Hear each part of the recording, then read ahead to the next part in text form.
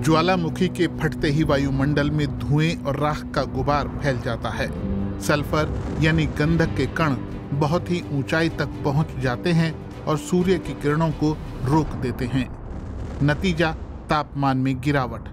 कोई भी बड़ा ज्वालामुखी धमाका तापमान को आधा डिग्री तक गिरा देता है।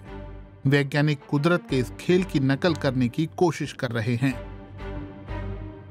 तकनीकी रूप से सल्फर डाइऑक्साइड को वायुमंडल में छोड़ना संभव है। रिफ्लेक्टरों की तरह काम करते हुए ये पार्टिकल्स सूरज की रोशनी को परावर्तित कर सकते हैं। एक रक्षा छतरी जो शायद हमारी पृथ्वी को ठंडा कर सके। लेकिन क्या ये एक अच्छा आइडिया होगा?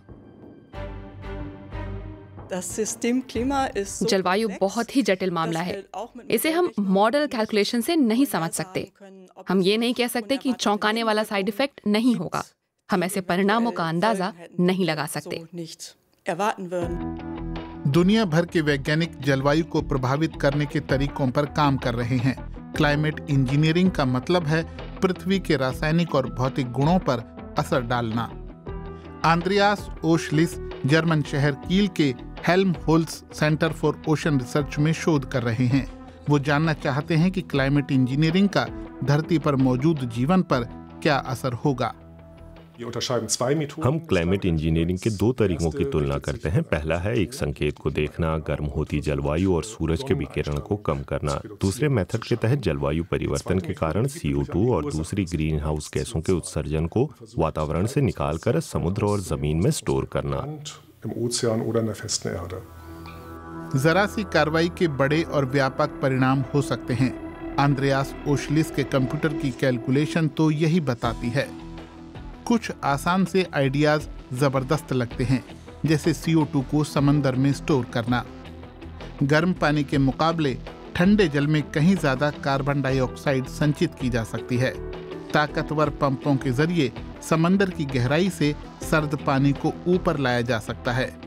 ये पानी वायुमंडल की CO2 को सोखेगा। मॉडल सिमुलेशन के जरिए हम सोचते हैं कि आज होने वाले 10% उत्सर्जन को हम खपा सकते हैं, लेकिन ऐसा करके हम दक्षिण सागर के इकोसिस्टम से बहुत बड़ा बदलाव करेंगे। शैवाल की वृद्धि से छेड़छाड़ होगी, पानी में ऑक्सीजन और ज्यादा कम हो जाएगी, और ये सब आज के 10% उत्सर्जन के लिए। कुछ ऐसे ही नतीजे आर्कटिक सागर में हुई एक रिसर्च के दौरान भी सामने आए। रिसर्चरों ने वहां फिटोफ्लैक्टन नाम का रसायन डाला। ये CO2 को बांधता है और फिर उसे समंदर की गहराई में डुबोता है।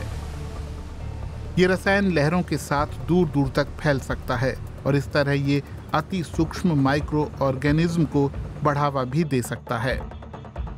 लेकिन इस मामले में भी सिर्फ 10% उत्सर्जन को ठिकाने लगाया जा सकता है। पूरे इकोसिस्टम पर इसके असर का अभी अंदाजा नहीं है।